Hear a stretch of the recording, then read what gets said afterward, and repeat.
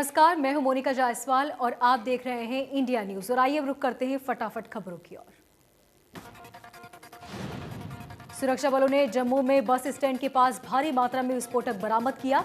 सूत्रों का कहना है कि पुलवामा हमले की दूसरी बरसी पर आतंकी एक बड़े हमले को अंजाम देने की योजना बना रहे हैं।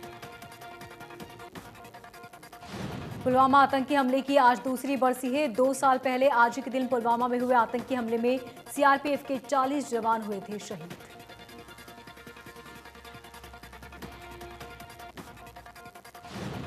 चौदह फरवरी 2019 को जम्मू कश्मीर के पुलवामा जिले में 22 साल के एक आत्मघाती हमलावर आदिल ने विस्फोटक से भरी कार को सीआरपीएफ के काफिले से टकराया था। हमले की जिम्मेदारी आतंकी संगठन जैश-ए-मोहम्मद ने ली।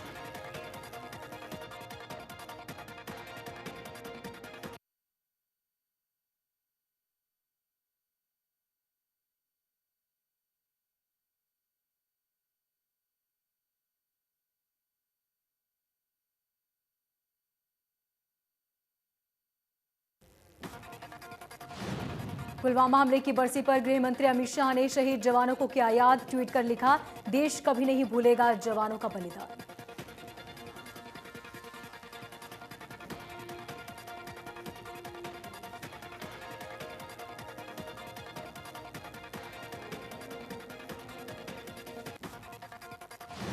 पुलवामा हमले की दूसरी बरसी पर कांग्रेस नेता राहुल गांधी ने किया ट्वीट। लिखा, पुलवामा हमले में शहीद हुए वीर सैनिकों को श्रद्धांजलि और उनके परिजनों को नमन। देश आपका ऋणी है।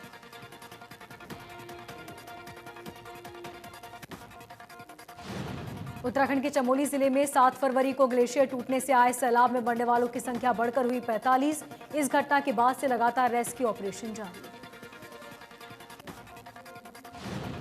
7 दिन से जारी रेस्क्यू ऑपरेशन के दौरान तपोवन सुरंग में अब 5 और शव बरामद हुए, जिसके बाद इस त्रासदी में मरने वालों की संख्या हुई 45। आपदा के बाद से 204 लोग लापता थे, जिसमें 45 लोगों के शव बरामद कर लिए गए, जबकि 2 लोगों को जिंदा बचाया गया।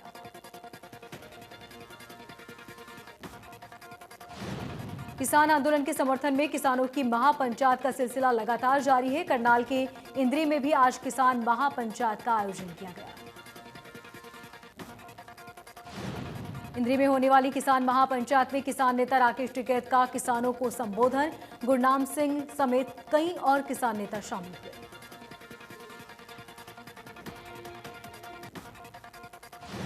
हरियाणा के कृषि मंत्री जेपी दलाल के भिवानी के दिए गए बयान के बाद किसानों का गुस्सा 7वें आसमान पर पहुंचा।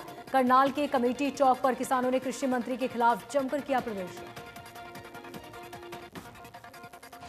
भिवानी में एक प्रेस वार्ता के दौरान कृषि मंत्री ने मुस्कुराते हुए कहा था, किसान आंदोलन के दौरान 200 के करीब किसान जिनकी मृत्यु हो चुकी है, अगर किसान घर पर होते तो भी मरते।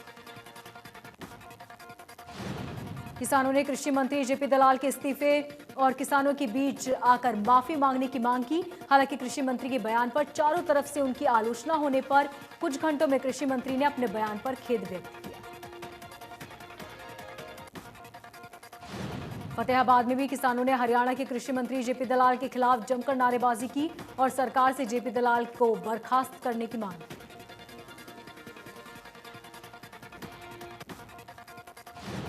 कांग्रेस प्रदेशाध्यक्ष कुमारी शैलजा सिरसा के सानिया रोड पर पैलेस के एक निजी कार्यक्रम में शिरकत करने पहुंची, जहां पर उन्होंने कहा, किसानों और सरकारों के बीच जो गतिरोध बना हुआ है वो केवल सरकार की जिद के कारण है। शैलजा ने कृषि मंत्री जेपी दलाल द्वारा किसानों की मौत पर दिए बयान पर प्रतिक्रिया देते हुए कहा कि उनका बयान संवेदनहीनता को दर्शाता है। कहीं ना कहीं सरकार कटघरे में खड़ी होती है। शैलजा ने अभय चौटाला के इस्तीफे पर भी बयान दिया। अच्छा होता अगर अभय चौटाला सदन में रहकर किसानों की लड़ाई लड़ते और जेजेपी किसानों के साथ है या किसानों के समर्थन में, उनका स्टैंड एक स्पष्ट हो जाता। कांग्रेस प्रदेशाध्यक्ष शैलजा ने राहुल गांधी पर सरकार द्वारा किसानों को भड़काने के आरोप पर कहा कि कांग्रेस मुख्य विपक्षी पार्टी है और राहुल गांधी विपक्ष की अपनी भूमिका निभाते हुए किसानों के साथ खड़े हैं।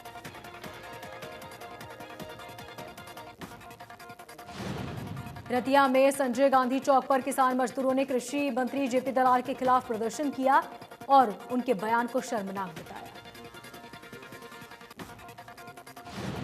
प्रदर्शन कर रहे लोगों ने कहा कि कृषि मंत्री के बयान की कड़े शब्दों में निंदा करते हैं। कृषि मंत्री ने किसानों को ठेस पहुंचाई।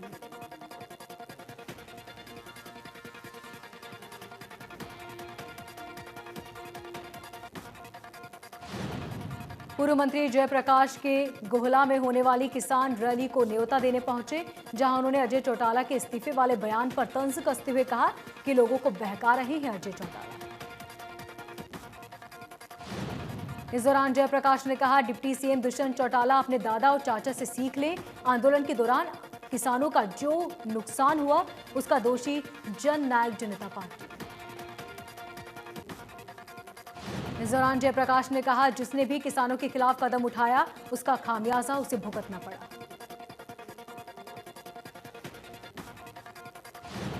बरवाला के भगत सिंह चौक पर कांग्रेस ने किसान सम्मेलन का आयोजन किया, जिसमें बतौर मुख्य वक्ता के तौर पर कांग्रेस प्रदेश अध्यक्ष कुमारी शैलजा ने शिरकत की। इस किसान आंदोलन में कुमारी शैलजा ने कहा, बीजेपी सरकार जो 3 कृषि कानून लाई है वो किसानों के लिए घातक है, सरकार को उन्हें वापस लेना होगा। शैलजा ने कहा, बीजेपी सरकार पूरी तरह से किसान विरोधी, अब बीजेपी का असली चेहरा जनता के सामने।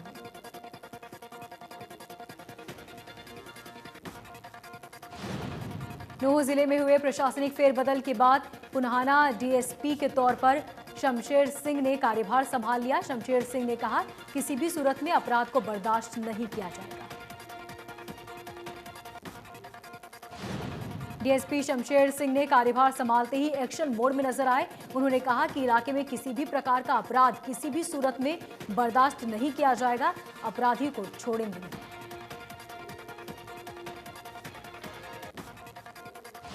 भिवानी सदर थाना पुलिस ने चाचा के हत्यारे 2 भतीजे को गिरफ्तार किया। अपने खेत के पास ट्यूबवेल लगाने को लेकर अपने चाचा को लाठी डंडों से पीट कर मौत के घाट उतार दिया।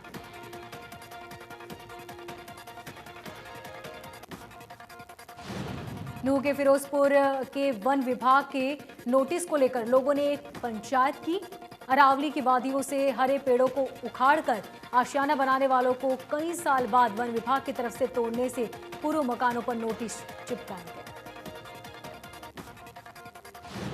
स्थानीय लोगों ने वन विभाग की कार्रवाई को एक तरफा बताते हुए कहा कि झीर मंदिर तक जाने वाली सड़क के दोनों तरफ बड़े पैमाने पर अवैध मकानों का निर्माण किया गया है, लेकिन उनके खिलाफ कोई कार्रवाई नहीं की गई।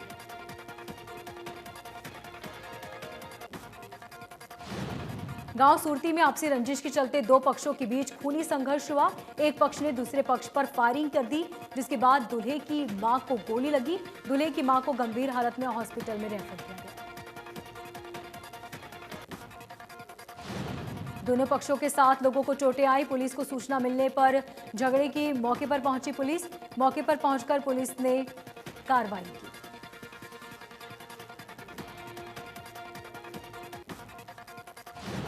अंबाला शहर के सेक्टर 9 में बनी बाबा विहार कॉलोनी में प्रथम महिला मेयर शक्ति रानी शर्मा के सम्मान में कार्यक्रम का आयोजन किया गया। बाबा विहार कॉलोनी में रिटायर्ड केंद्रीय कर्मचारी रहते हैं। रिटायर्ड केंद्रीय कर्मचारियों ने मेयर रानी का स्वागत किया। इस मौके पर कॉलोनी वासियों ने नगर निगम से जुड़ी समस्याओं से मेयर को अवगत कराया। शक्ति रानी शर्मा ने कहा, सभी समस्याओं को हाउस की बैठक में रखा जाएगा और उनका निराकरण भी किया जाएगा। इस दौरान मंच से बोलते हुए मेयर रानी शक्ति शर्मा ने सभी को धन्यवाद दिया।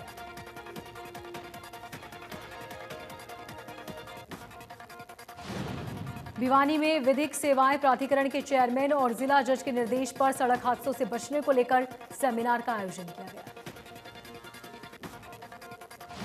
सेमिनार में प्राधिकरण के सचिव ने कहा कि अक्सर हादसे ट्रैफिक नियमों का पालन नहीं करने से होते हैं। हादसों में घायल की जान बचाएं, पुलिस की कार्रवाई से न डरें।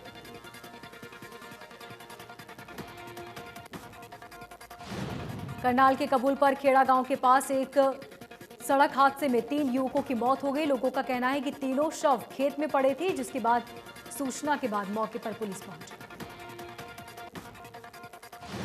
जानकारी के मुताबिक तीनों युवक पिज्जा की दुकान चलाते हैं। तीनों युवक पानीपत से गांव लौट रहे थे, तभी रास्ते में अज्ञात वाहन ने टक्कर मार दी। परिजनों ने बताया कि तीनों मृतक युवकों में से एक युवक की मार्च महीने में शादी होने वाली थी।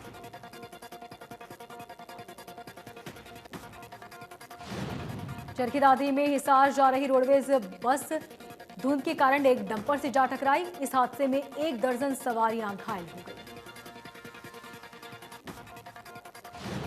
घायलों में बस का ड्राइवर भी शामिल है, जिसका पैर टूट गया। वहीं डंपर चालक के सिर पर चोटें आई।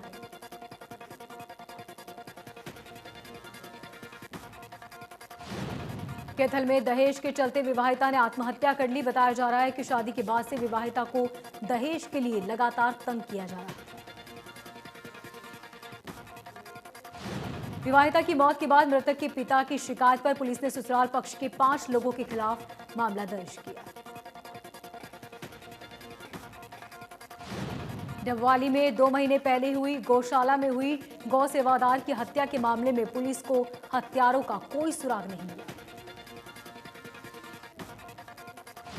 बता दें कि गौशाला में 65 साल के सेवादार की रॉड से हमला कर हत्या कर दी गई थी, जिसके बाद पुलिस ने हत्यारों की तलाश में डीएसपी के नेतृत्व में टीम का गठन किया, लेकिन अब तक कोई सुराग नहीं मिला।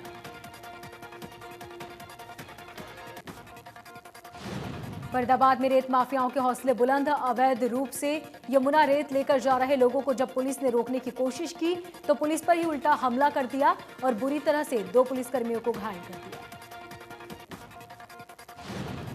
दोनों पुलिसकर्मी चांदपुर चौकी में तैनात हैं, जिन्हें इलाज के लिए अस्पताल में भर्ती कराया गया।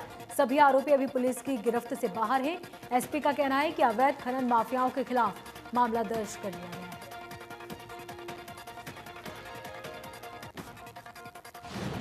रोहतक में फायरिंग की घटना सामने आई। मेहर सिंह अखाड़े में हुई फायरिंग की इस घटना में 5 लोगों की मौत हो गई, जबकि 2 लोग गंभीर रूप से घायल हो गए। घटना की सूचना पाकर पुलिस मौके पर पहुंची। घटना के पीछे पुरानी रंजिश बताई जा रही है। मौके पर पहुंची पुलिस की टीम मामले की जांच में जुटी। मरने वालों में कोच और उसकी पहलवान पत्नी भी शामिल। इसके अलावा गोली चलने से कोच का बच्चा और एक अन्य पहलवान गंभीर रूप से घायल। दोनों की हालत नाजुक। शुरुआती जांच में सामने आया कि कुश्ती में चयन को लेकर गांव बरोदा निवासी कोच और जाट कॉलेज के पास अखाड़ा संचालन के बीच विवाद चल रहा था और इसी विवाद के चलते इस वारदात को अंजाम दिया गया।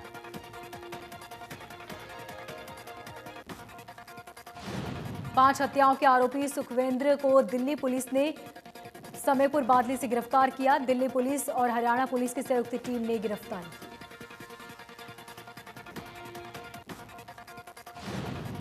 रोहतक के अंदर 5 लोगों की दिन दहाड़े हत्या के बारे में अशोक अरोड़ा ने कहा कि आज हरियाणा प्रदेश का कानून व्यवस्था दिन ब दिन बिगड़ती जा रही है। दिन दहाड़े 5 लोगों की मौत हुई। फरीदाबाद में किसानों के मुद्दे और टूटी सड़कों को लेकर विधायक नीरज शर्मा ने अपने समर्थकों के साथ चौक पर धरना प्रदर्शन किया और कहा कि प्रदेश में जो भी सड़कें लंबे समय से टूटी हुई हैं, उन्हें किसानों के हवाले कर दिया जाए ताकि यहां पर वो अनाज उगा सके।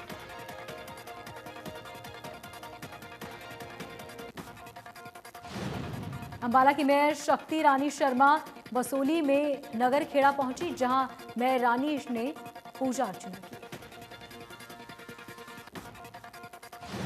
बसोली गांव पहुंचने पर ग्रामीणों ने मेयर शक्ति रानी शर्मा का जोरदार स्वागत किया। आपको बता दें, ग्रामीणों ने शक्ति रानी शर्मा को पूजन के लिए न्योता दिया।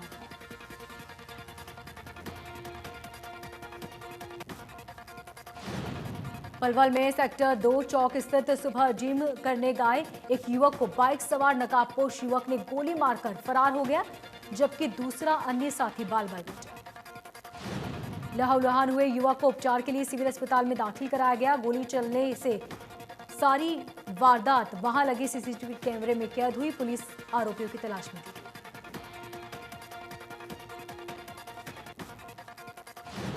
गोहाना में पत्नी की हत्या करने वाले आरोपी पति को पुलिस ने गिरफ्तार किया। 8 फरवरी को हत्या की वारदात को अंजाम दिया गया था। पुलिस ने अब इस मामले में आरोपी पति विकास को गिरफ्तार कर अदालत में पेश कर 2 दिन की रिमांड पर लिया। अभी तक की पूछताछ के बाद खुलासा हुआ कि आरोपी ने पत्नी की पहले गला दबाकर हत्या की, उसके बाद शव को ठिकाने लगा दिया।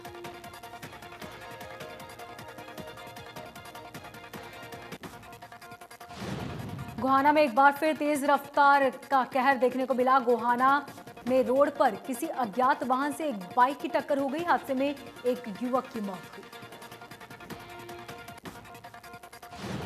घटना की सूचना मिलते ही मौके पर पहुंची पुलिस शव को कब्जे में लेकर नागरिक अस्पताल में पोस्टमार्टम के लिए भिजवाया। बयान पर अज्ञात वाहन चालक के खिलाफ मामला दर्ज।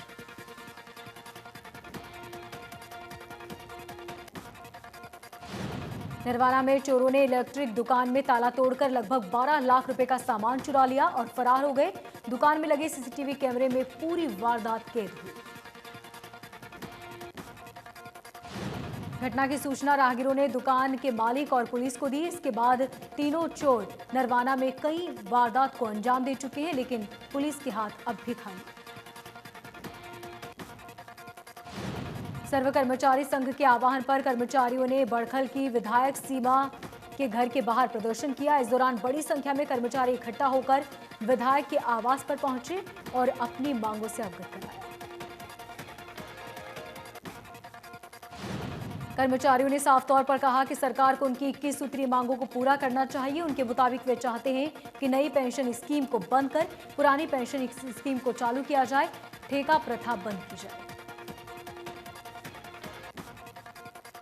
वहीं क्षेत्रफल के हिसाब से नए कर्मचारियों को भर्ती किया जाए, जिसके लिए सफाई व्यवस्था भी अच्छी बनी रहेगी।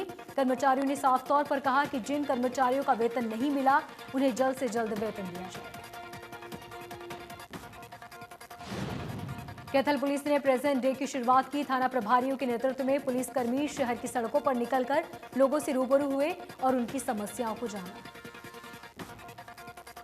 एसएचओ ने बताया कि पुलिस प्रेजेंटेट का मुख्य उद्देश्य लोगों के बीच पुलिस की मौजूदगी दर्शाना है, लोगों की समस्याएं सुनना है, जिसकी वजह से इस स्कीम से अच्छा फीडबैक मिल रहा है।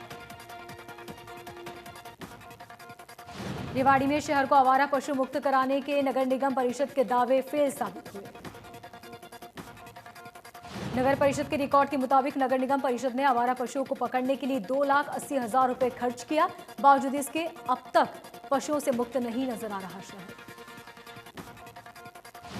सुप्रीम कोर्ट ने शाहीन बाग मामले में पुनर्विचार याचिका खारिज कर दी। सर्वोच्च अदालत ने पिछले साल अक्टूबर के महीने में शाहीन बाग फैसले को बरकरार रखा।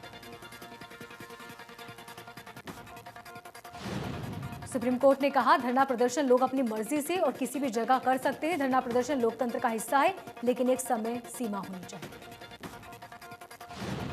पिछले साल सुप्रीम कोर्ट ने फैसला दिया था कि धरना प्रदर्शन की जगह चिन्हित होनी चाहिए। अगर कोई व्यक्ति या समूह धरना प्रदर्शन करता है तो नियम के मुताबिक करे, वरना पुलिस फैसला ले सकती है।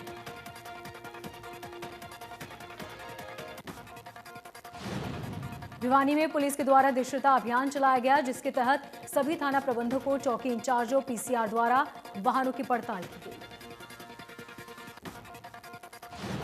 पूर्व स्पीकर रघुवीर ने हरियाणा की भाजपा जेजेपी संगठन सरकार पर निशाना साधते हुए कहा कि सरकार में बैठे नेताओं को समझना चाहिए कि लोकतंत्र में जनता सुप्रीमो है और जनता की बात सुननी चाहिए।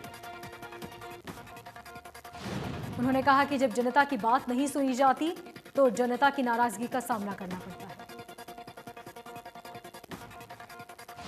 मुख्यमंत्री मनोहर लाल ने संघर्ष समिति सदस्यों को भरोसा देते हुए कहा कि जिला मुख्यालय नारनौर में रहेगा। मुख्यालय को ट्रांसफर करने का सरकार का कोई इरादा नहीं। कैथल की इंडियन ऑयल कॉर्पोरेशन लिमिटेड की पानीपत भटिंडा पाइपलाइन में अज्ञात व्यक्तियों द्वारा सेंध लगाई गई। पुलिस को दी गई शिकायत में पानीपत इंडियन ऑयल कॉर्पोरेशन के सहायक निरीक्षक अभियंता द्वारा बनाए गए कैथल माइनल के नीचे तेल की पाइपलाइन में 2 जगह वाल्व लगाए गए।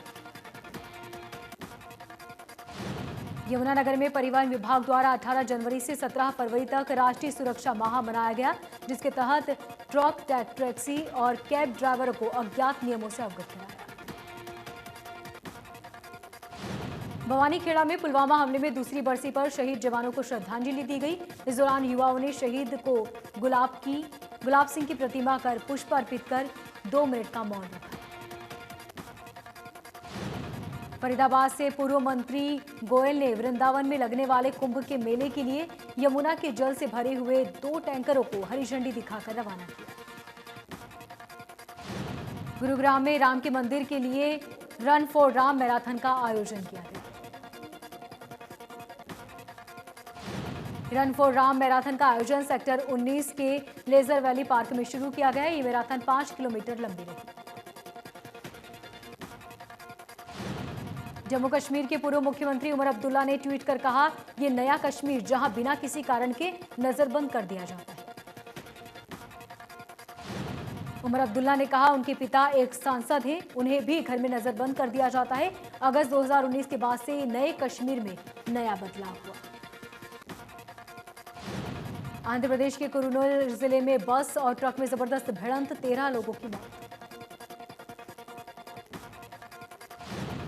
सड़क हादसे में 4 लोग गंभीर रूप से घायल, जिन्हें सरकारी हॉस्पिटल में भर्ती कराया गया। फिर बढ़ी तेल की कीमतें, पेट्रोल और डीजल के दाम में करीब 30 पैसे की बढ़ोतरी।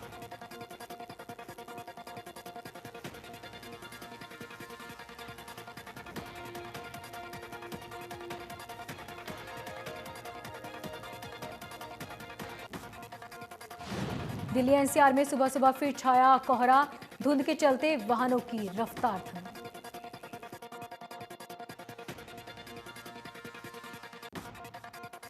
फिलहाल फटाफट खबरों में इतना ही। लगातार खबरों को जानने के लिए आप देखते रहिए इंडिया न्यूज।